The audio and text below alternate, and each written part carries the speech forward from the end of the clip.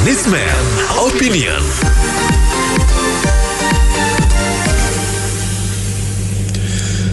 Mitra bisnis, Wakil Ketua KPK Alexander Marwata mengusulkan dan mempertimbangkan kepala desa yang korupsi dapat mengembalikan uang yang diambil tanpa harus diadili dan di persidangan atau proses secara hukum. Menurutnya, jika nilai korupsinya kecil, proses di pengadilan tidak efektif dan mengeluarkan biaya negara lebih besar. Jadi lebih baik kembalikan saja uangnya dan kepala desanya dipecat langsung dari jabatannya. Selain itu, menurutnya banyak kepala desa yang korupsi hanya karena pengetahuannya minim bahwa yang dilakukannya adalah korupsi. Apa komentar Anda mengenai usulan korupsi kecil tidak perlu diadili dan hanya harus mengembalikan uang yang dikorupsinya saja? Silakan, kami tunggu di 6339160. 6339160. Iya, korupsi besar, korupsi kecil itu namanya korupsi. Tidak ada excuse lah. Ini wakil ketua KPK-nya memang benar-benar gak tahu lah, berantakan semua sejak pergantian pemimpin KPK. Besar atau kecil tetap harus diadili dengan prosedur yang sama. Gitu. Nggak ada ya hitung korupsi ya tetap korupsi, gitu aja. Iya, jadi KPK ini kelihatannya harus mengubah caranya ya, karena di Indonesia ini meskipun korupsi sudah kena banyak, ada OTT, ada yang di pengadilan dan macam-macam, tapi tidak berkurang, dan terus bertambah. Jadi yang pertama yang harus dilakukan yaitu dipermalukan, karena kita ini budaya timur ya. Jadi harus dipajang orang-orangnya yang korupsi, tempelkan di official KPK, di Instagram, di sosial media, di bandara, dimasukkan TV, fotonya, bahkan keluarganya juga, oh ini anaknya koruptor, oh ini ibunya koruptor, biar malu gitu. Jadi akhirnya ya mereka nggak melakukan lagi. Dan sama masyarakat sendiri budaya timur kalau ketahuan oh ini memang orangnya nggak jujur, ya dikucilkan, diusir dari rumahnya lah. Itu yang benar, karena di Indonesia memang belum bisa menerapkan hukuman mati bagi koruptor. Dan kalau yang kecil-kecil gini kepala desa, ya kembalikan, habis itu dihukum masyarakat sendiri, mereka hukumannya itu lebih besar daripada di penjara.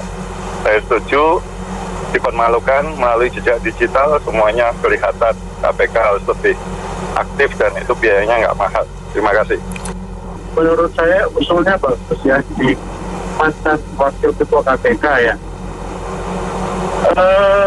Kalau saya tambah lagi, bukan cuma korupsi kecil yang kembalian duit, korupsi besar juga kembali, jangan cuma yang kecil yang kembali gitu loh. Iya kan? Dipecat, dimiskinkan, bukan cuma yang kecil, yang gede-gede mah dibiarin. Saya kira itu aja, thank you. Ya, dari segi biaya sih masuk akal juga, boleh. Cuman gini aja, kalau misalnya di bawah 1 miliar itu di 5 tahun gitu, 2 miliar atau 13, 10 tahun langsung aja, bisa aja. Tapi juga harus dimiskinkan gitu, 7 turunan. Nah, jangan hanya dipecat doang, percuma. Pecat, balikin, nggak bisa gitu gampang aja gitu loh. Sebagai kepala desa atau harus memberi contoh yang benar satu desa itu. Kalau udah berbuat salah harus ada tindakan, dan hukumnya harus tegas dan jelas. Nggak boleh dibilang pendidikannya rendah. Kalau gitu kepala desa yang terpilih nanti yang akan datang mesti yang berpendidikan tinggi. Seperti presiden kita tuh yang pertama, Soekarno, hebat tuh, bahasanya aja bisa berapa bahasa. Itu baru dilihat sama orang luar. Jangan sembarangan aja. Berbuat salah dimaafkan, mana ada yang kayak begitu. Maling jalanan aja, ayam satu aja digebukin sampai hancur. Kalau waktu itu saya masih sekolah, diajarin nama guru saya tuh, api kecil itu harus dipadamkan, jangan sampai jadi besar. Jadi maksudnya apapun juga kejahatan atau apapun juga, mau yang kecil-kecilan mau yang gede-gedean itu harus dihapus. Kalau enggak nanti bisa bahaya. Terus kedua, bukan menurut saya orang yang udah jadi kepala desa itu nggak mungkin bodoh lah, pasti ngerti. Kalau kejahatan yang dilakukan orang yang nggak sekolah, apa kayak jangan copet atau apa, itu mungkin mereka pepetnya itu juga kalau terus menerus mencopet juga tetap harus diadili, kecuali karena kepepet sekali yang bisa dibina itu nggak apa-apa. Tapi kalau terus menerus itu harus diadili karena udah jadi kebiasaan, itu aja. Nggak diadili, nanti tahu kepala desa, kita coba-coba korupsi, kalau nggak ketahuan kan lolos, ketahuan tinggal kembaliin, dipecat aja masih untung lah. Kalau saya jadi kepala desa, saya milih korupsi. Tapi itu Pak, sekelas wakil ketua KPK urusnya kepala desa itu serahkan ke polsek biar diperas sama polisi kan lebih bagus kok. Kenapa sekelas KPK bicaranya kecilan deh, terlalu receh gitu ya, nggak pantas lah bicara yang besar, yang pejabat besar, eselon menteri ke atas atau gubernur ke atas, bupati ke atas lah itu yang untuk urus desa ke polsek banyak kok, biar diperas sama polisi kan boleh diurus, dikurung-kurung dikit lah. Kok enggak, saya juga mau kepala desa Bu, saya mau calonkan, nanti saya korupsi, pasti saya korupsi, karena tinggal kembaliin kok, aman tuh. Ya, terima kasih. Ini kan KPK ini dibentukkan untuk mengelola penyalahgunaan uang yang nilainya, nominalnya yang waduhai gitu loh. Ini KPK kayak tidak ada kerjaan aja. PCR yang dulu awal 2,5 juta, 1,9 sampai jadi 1,6 sampai 900 sampai 300 sekarang. Regulasi berdagang, nah isunya yang berkembang LBP dan RR yang posisinya berdagang juga dengan keluarga dan perusahaannya dengan alasan sosial gitu. Kenapa nggak diusut gitu loh? Apa benar kata Erik itu perintah dari A1? Jadi negara ini dulu jangan saya main kucing-kucingan gitu loh Mbak. Kayak gak ada kerjaan lagi gitu loh. Belum lagi bansos yang korup katanya hukuman mati karena dalam pandemi darurat harusnya hukuman mati, nyatanya apa gitu loh Mbak. Negara gimana ini, kacau balau jadi ini. Terima kasih. Kalau menurut saya nih KPK ini udah berkelimbang nih, nggak tahu mau KPK ini pilihan siapa nih, geblek banget. Yang namanya korupsi ya kecil besar namanya udah salah. Pak suruh kembalikan uang ya, peraturan dari mana itu? Harusnya namanya mau berapa ratus juta, mau berapa miliar itu udah satu kesalahan dia pejabat. Dia kan jadi pejabat udah disumpah, di atasnya pakai kitab. Masih berani, sekarang dikasih kelonggaran. Yang kecil dikurangkan saja nggak apa-apa, hukumnya nggak dihukum. Gimana kalau rakyat nanti rakyat nggak jadi bingung begini? Ini nggak sekarang kayak formula elektrik elektronik ya, Formula E ya, itu katanya di musola mau diselidiki apa? Sekarang nggak ada beritanya, kenapa bikin banyak bingung sekarang ini?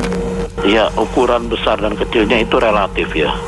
Ada yang bilang 100.000 itu besar buat orang yang tidak punya, tapi ukuran 1 M itu buat orang yang golongan dahsyat itu kecil. Jadi itu relatif. Nah, kalau mau jujur ini tidak fair kalau dikatakan bahwa kepala desa itu ataupun yang dipilih itu tidak mengerti masalah akumulasi, terjadinya manipulasi ataupun korupsi itu tidak dimengerti, itu tidak mungkin gitu loh. Karena sebelumnya pun mereka pasti diberikan edukasi buat, apalagi dari parpol pasti mereka diajarkan tidak boleh melakukan tindakan-tindakan indisipliner. Jadi itu tidak fair. Hal yang kedua adalah harus fair. Jadi kalau memang besar kecil itu melakukan pelanggaran, harusnya diberikan tindakan tegas. Jangan yang kecil itu tidak diberikan tindakan, dibebaskan lalu dipecat. Ya nanti yang besar pun akan merasa mengiri. Saya kira diskriminasi ini harus dihilangkan. Kalau memang mau ditegakkan, silakan. Yang besar kecil relatif itu yang jadi patokan harus ditegakkan, indisipliner silakan diproses. Saya kira itu berbahaya karena kalau sampai hal ini tidak dihukum ya tentunya akan terjadi diskriminasi hukum sendiri. Saya kira demikian. Negara kita dalam Undang-Undang 45 yang Batam itu kan negara yang berdasarkan hukum ya. Jadi kalau ada orang melanggar hukum ya tentu saja dihukum, bukan diampuni walaupun uangnya dikembalikan. Nah, kalau undang-undang dasar itu diciptakan, harusnya undang-undang berikutnya di bawah itu menggelutinya. Kalau ada undang-undang yang dibuat keluar dari undang-undang yang di atas, ya apalagi undang-undang dasar 45, ya berarti undang-undang ini abal-abal atau dibuat untuk kepentingan golongan tertentu yang membuatnya tentu saja. Orang-orang yang masih aktif ya menjadi pejabat negara ataupun yang lainnya itu. Dan ini sebetulnya tidak boleh di negara yang berdasarkan hukum. Kenapa? Bukan masalah kecil dan besar nilai uang korupsinya, tapi perbuatannya itu tergolong termasuk perbuatan tidak pidana korupsi, di mana tindak pidana korupsi ini seharusnya dihukum. Untuk apa dihukum? Untuk membuat efek jerah. Kalau cuma dikembalikan, misalnya kasus yang lain dan EKPB dan yang lainnya katanya kepala desa ini yang sudah terjadi di Probolinggo, masuknya saja dia di jabatan untuk menjadi kepala desa, camat, atau mungkin juga presiden atau presiden. Kemungkinannya seperti itu. Atau pejabat negara lainnya di eksekutif, legislatif, dan yudikatif. Lalu kalau mereka melakukan korupsi tidak dihukum di bawah 1 miliar, ya enak banget. Ini berarti melegalkan korupsi. Ini kalau dalam agama juga dosa loh, atau haram ya, perbuatan haram. Kalau dihalalkan, ini ciri-ciri kan buat orang beragama, mungkin antar teks komunis gitu, kemungkinan seperti itu. Terima kasih. Ya, yang ngomong ini kan wakil ketua KPK. Itu kan wacana kan. Ya, di Indonesia kan banyak pejabat yang wacana, seperti orang melayang-layang. Seperti angin ada nggak? Seperti ujung pohon bambu, kata orang tua. Angin kemana dilihat angin. Tahu kan pohon bambu kan sesuai angin. Nah itu, jadi nggak apa dah. Kalau memang dijalankan mah, dia mah nggak punya pendidikan. Nggak pantas ya KPK. Sangat tidak mendidik bangsa Indonesia. Ya, sekian, terima kasih. Jadi menurut saya gini, untuk korupsi yang kecil-kecil itu sebaiknya tidak perlu proses pengadilan, karena kalau kecil ketangkap tangan, gini aja, Indonesia ini kan banyak pulau, siapkan satu pulau namanya pulau koruptor, yang ketangkap tangan masukin aja di sana, diprosesnya di sana. Jadi nggak usah pusing-pusing, nggak usah pakai biaya macam-macam, masukin aja dulu di sana, diprosesnya di sana, gitu aja. Terima kasih. Sangat tidak mendidik, sangat tidak mendidik. Jadi kepala desa itu dianggap kurang sadar apa yang dilakukannya adalah korupsi. Justru kita harus tegaskan, ini korupsi, itu korupsi, dan Anda akan masuk penjara, dan keluarga Anda akan dimiskinkan, dan segalanya. Justru harus kebalikannya. Kalau yang wacana tadi dilaksanakan, kepala desa akan berusaha terus, dan dengan landasan bahwa saya tidak tahu kok bahwa yang saya lakukan itu korupsi. Dan tiap kali dia akan berusaha, karena tiap kali ketangkap dia akan dilepaskan asal kembalikan uang. Sangat tidak mendidik. Terima kasih. Ya, kalau memang dengan alasan biaya persidangan lebih mahal, ya bisa saja sih dimaklumi. Nah, tapi kita harus bisa kasih detailnya seberapa nominal yang paling rendah berapa korupsinya. Dan lagi itu untuk pengembaliannya bukan hanya untuk pengembalian sesuai nominal, mungkin dikali 5 atau dikali 10, jadi ada efek jeraknya. Kalau tidak ada efek jeraknya, cuma seperti Pak Jimmy yang tadi barusan telepon, dia bilang kalau nggak semua akan berkelit, saya tidak tahu itu korupsi. Yang seperti ini harus dipertegas, jadi memang nggak perlu lewat persidangan, tapi langsung dikali 5 atau kali 10. Nah, seperti itu. Ada hukum, tetap harus ada hukumnya. Itu aja, terima kasih. Korupsi kecil tidak diproses. Yang kita pertanyakan lagi, nominalnya berapa kecil tidak diproses itu kalau korupsi, uang rakyat, uang siapapun yang diambil bukan hak miliknya satu itu. Saya cuma pertanyakan nominalnya berapa korupsi kalau tidak diproses, hanya disuruh kembali terus dihukum. Enak benar. Satu itu. Kedua, katanya mahal biaya pengadilan. Pengadilan biayanya mahal segimana? Karena mereka itu sudah digaji semua kan, dari hakimnya, jaksanya, sudah digaji oleh rakyat. Mahalnya seberapa? Apa memang setiap ada persidangan itu mereka masih dapat uang ini, uang itu, uang kedede semuanya? Jadi kita pertanyakan pengadilan itu semahalnya segimana? Memang setiap apa yang mereka kerjakan, apa yang mereka lakukan itu dapat uang kedede setiap sidang itu. Cuma itu saja saya pertanyaannya. Makasih, Assalamualaikum. Itu biaya penegakan hukum gitu. Nah, sejak kapan gitu APK berorientasi profit gitu? Penegakan hukum ya memang perlu biaya gitu. Seperti demokrasi ini kan biayanya luar biasa besar gitu. Tapi harus kita tempuh karena dengan begitu masyarakat kita jadi terdidik, tersusun peraturan, semuanya menghargai hukum gitu, tahu bagaimana yang baik dan yang tidak baik. Itu memang semuanya perlu biaya gitu. Coba bayangkan kalau kepala desa, lurah ini kan jumlahnya itu bukan 1-2 gitu, seluruh Indonesia mungkin jutaan gitu lurah, kepala desa juga. Dan kalau mereka lemah gitu pengawasannya, mereka itu mengelola dana negara itu berapa gitu, dari pusat digelontorkan ke desa-desa itu kan miliaran tiap tahun gitu. Kalau mereka lemah gitu pengawasannya, korupsi udah pasti banyak yang bocor gitu. Pembangunan di desa-desa itu bangun jalan itu asal-asalan gitu, semennya dikangin, bangun apa aja punya Katsu Barola kalau sampai lemah gitu. Ya saya kira senada dengan penelpon yang lain ya. Artinya kalau besar kecil itu kan skala relatif ya. Artinya kalau memang melakukan kesalahan dan tindakan yang indisipliner seperti manipulasi atau korupsi itu kan itu melanggar undang-undang, termasuk siapapun petinggi negara kalau sampai kena melakukan itu kan kena kena sanksi kan. Saya kira jangan tebang pilih. Kalau bicara soal biaya tentunya sudah harus dipertimbangkan cara masak-masak. Ada dana tersendiri dari pemerintah untuk mengatasi atau mengantisipasi hal-hal seperti itu. Jadi kalaupun dia berkelit tidak mengerti, saya kira itu mustahil ya, karena pada saat apalagi dari parpol itu pasti diberikan edukasi untuk tidak melakukan tindakan-tindakan seperti itu. Tapi kalau dia menyimpang berarti kan dia melanggar ketentuan dan dikenakan sanksi. Jadi saya kira jangan tebang pilih. Kalau memang harus dikenakan diberhentikan oke, tapi hukum tetap ditegakkan. Saya kira demikian. Saya lihatnya dari sudut yang lain ya. Kalau alasannya tidak mengerti, saya pikir anak SD juga ngerti bahwa mengambil yang bukan haknya itu dilarang, ya kan? Anak SD, anak kecil nggak tahu gitu loh. Masa kepala desa nggak tahu gitu. Terus kemudian efeknya daripada dana desa yang dikorupsi itu adalah kan dana desa tujuannya supaya ekonomi di desa itu maju gitu loh. Itu kan maksudnya dana desa itu digunakan untuk pembangunan sarana di desa dan menggunakan tenaga masyarakat di desa. Otomatis mereka lebih sejahtera gitu ya. Kalau misalnya hal itu aja dikorupsi, kapan mau majunya gitu loh. Jadi pemikirannya jangan menyederhanakan seperti itu ya. Itu masalahnya kompleks ini menurut saya.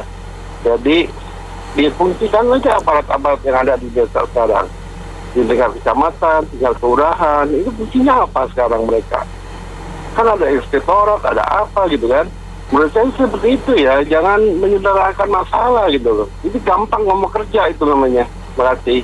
Wakil KPK ataupun siapapun ya, mestinya orang yang terdidik ya. Udah tingkat gitu bicara kalau hukum adalah hukum. Kalau dia bicara gitu, dia bicara bukan berdasarkan hukum. Lama-lama maling yang kecil besar ya bebas semua, nggak ada hukumnya ya. Orang kalau korupsi ayam aja di Indonesia bisa hukumnya 5 tahun. Yang korupsi besar hukumnya bisa setahun juga bebas. Itu perlu dicurigain apa maksud omongan wakil KPK ini ya. Terima kasih. Itu kalau apapun yang terjadi korupsi itu kan harus tetap diadilin. Walaupun putusan nanti terserah dari hakim. Itu agak aneh kalau KPK bicara gitu. Dan mungkin kalau korupsi 21M kan bukan wewenang KPK. Jadi kita ada badan hukum yang lain yang menangani korupsi tersebut. Sekarang tadi maling ayam aja tetap diadili apalagi ini dengan korupsi yang pemerintah. Tetap harus diadili. Terima kasih. Menurut saya sih memang harus dihukum ya. Cuman kalau emang yang kecil sih memang ya habisin duit juga sih. Cuman gini, saya mesti tambahin kalau harus ditangkap, dipecat misalnya yang pejabat itu. Tapi harus ditambahin lagi, mesti dimiskinkan sampai 7 turunan semuanya gitu loh. Itu baru boleh, nggak usah diadili, langsung pecat, hukum, langsung diputusin berapa gitu kan, berapa tahun, 5 tahun, 10 tahun, terus dimiskinkan juga semua hartanya itu. Saya rasa itu boleh, menghemat uang negara dan efek jerahnya bagus. Wah, itu sih wacana sangat berbahaya itu. Memperbolehkan untuk korupsi, untuk mencuri, itu harus sangat mestinya dikasih hukuman yang seberat-beratnya kepada koruptor. Apakah kecil, sedang, besar? Justru kita sering mengusulkan kepada pemerintah dan kepada legislatif supaya kalau hukuman mati sulit dilakukan, potong tangan, potong kaki, cungkil mata kepada yang berat-berat. Yang kecil seperti ini, mungkin potong jari kali. Harus ada efek jerah lah. Ini ketua KPK waduh, kok bisa lolos ya Bapak itu ya menjadi ketua KPK. Giliran orang yang maling ayam saja bisa berapa bulan itu. Jadi ini sama aja mengajari rakyat Indonesia berkorupsi. Tolong Bapak itu supaya bertobat, jangan diwacanakan untuk mendidik rakyat untuk korupsi. Terima kasih. Ini nggak adil gitu loh, masa kalau di ini ada yang ngomongnya menghina aja itu udah bisa kena hukuman gitu loh. Ini lebih daripada itu, cuma masa dimaafin sih gitu loh. Maksud saya nggak ada efek jerah, setidaknya harus ada kerja sosial atau apalah gitu, nggak bisa ya begitu. Udah itu kalau buat yang korupsinya triliunan apa sekarang mau 30 tahun juga saya nggak dihitungnya itu adil atau nggak adil, menurut saya sih nggak adil gitu ya. Jadi aneh nih hukum di sini nih. Terima kasih. Menurut saya ya beginilah di Indonesia ya, DPR-nya wakil ketua lagi ya, nggak di MPR-nya kemarin yang bilang Bu Menteri Menkeu bisa diberhentikan, padahal itu tugasnya presiden yang mengangkat dan memberhentikan. Jadi MPR kan hanya melantik presiden dan memberhentikannya kalau dinilai kinerja sudah melanggar undang-undang atau tidak baik, raportnya merah di berbagai bidang negara, misalkan seperti itu, atau di mayoritas bidang negara. Ini kan ngawur-ngawuran praktik negaranya. Yang namanya korupsi, kecil maupun besar nilai korupsinya, itu kan ada uang APBN, uang rakyat yang diambil. Ya, itu tetap saja hukum pidana, tidak pidana korupsi. Harusnya ditangkap atau KPK misalnya diproses di pengadilan nantinya dan diputuskan ini terhakim ditetapkan sebagai koruptor. Ada hukumannya.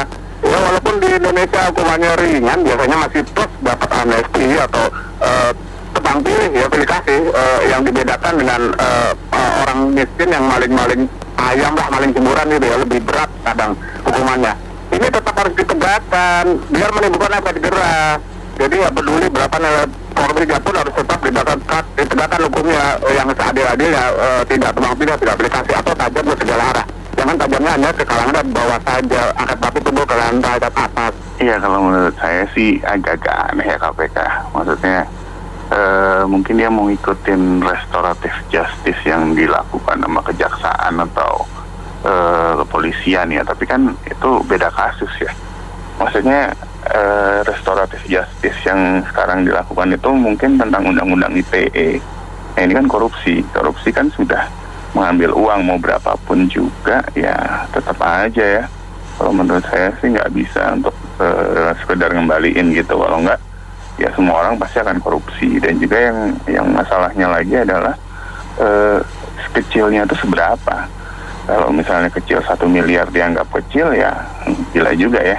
Tapi kalau misalnya dibilang 100 juta dianggap kecil, ya emang itu untuk beberapa orang sangat besar gitu. Jadi ya susah kalau dibilang kayak gitu. Jadi kayaknya KPK aneh-aneh aja sih. Makasih. Saya setuju dengan usulan KPK ya, itu untuk penghematan pemerintah. Jadi dana pemerintah kan nggak habis, nggak karu-karuan gitu loh. Jadi yang paling penting, kalau kita milih kepala desa, kita lihat dia punya track record. Orangnya bagaimana, jujur nggak, baik nggak. Kita basmi korupsinya, bukan basmi sifatnya. Kita merubah sifat seseorang. Apakah dia orang jahat, orang korupsi, orang tukang ambil uang, kan begitu. Ya, saya setuju dengan KPK lah untuk penghematan pemerintah. Sekarang pemerintah juga lagi susah, uangnya terbatas. Jadi kita berusaha supaya uang-uang yang nggak perlu kita keluar jangan keluar. Terima kasih. Ya. Nah, ini kenapa bisa begitu banyak ya? Karena dia berpikir ya daripada begitu banyak kita kan menghemat gitu. Nah, kenapa bisa begitu banyak? Kenapa orang nggak takut? Ya karena mungkin hukumannya nggak seimbang gitu loh ya. Kalau di luar negeri itu hukumannya sadis gitu loh. Kalau di hukum kita ini terlalu ringan loh saya, jadi ya orang nggak takut. Jadi dipikir dulu, apalagi mau diperingan lagi, wah tambah banyak lagi ntar. Terima kasih. Saya setuju dengan penelpon yang sebelumnya ya. Ini jelas-jelas lah, maksudnya tidak bisa menyelesaikan masalah yang ada gitu loh dengan alasan biaya. Poinnya kan bukan di sana, poinnya adalah orang korupsi lalu hanya diselesaikan dengan cara mengembalikan. nanti keterusan. Begitu, justru yang kita inginkan adalah tindakan preventifnya. Itu bagaimana? Nah, itulah penerapan hukum juga harusnya dipikirkan untuk diberlakukan untuk negara seluas kita. Penerapannya seperti apa? Atau contoh deh di lapangan, di jalanan kayak sekarang nih, ada ganjil genap. Polisi harusnya bukan di tengah jalan begitu loh, mencegat-cegat orang mencari nomornya yang ganjil, yang genap bagaimana. Nah, itu nggak dipikirin oleh para pembuat hukum. Jadi di lapangannya kayak begitu, amburadul lah. Walaupun kita banyak orang pinter, tapi hanya bisa berkata-kata. Dalam prakteknya, ya payah deh. Terima kasih. Ya, kedengarannya sih bagus. Kalau kamu korupsi ya bayar aja ke negara. Itu kan bukan antara dia dan saya. Ini kan melibatkan KPK. Ya, kalau misalnya korupsi itu memang ya harus ditindak gitu loh. Nanti timbul persoalan baru. Ya, persoalan barunya apa? Ya udah, kamu serahkan saya aja, bebas juga semuanya. Itu nggak bisa gitu loh. Makasih. Baik, terima kasih Mitra Bisnis telah bergabung dalam Businessman Opinion. Saya Fahmi Andrian.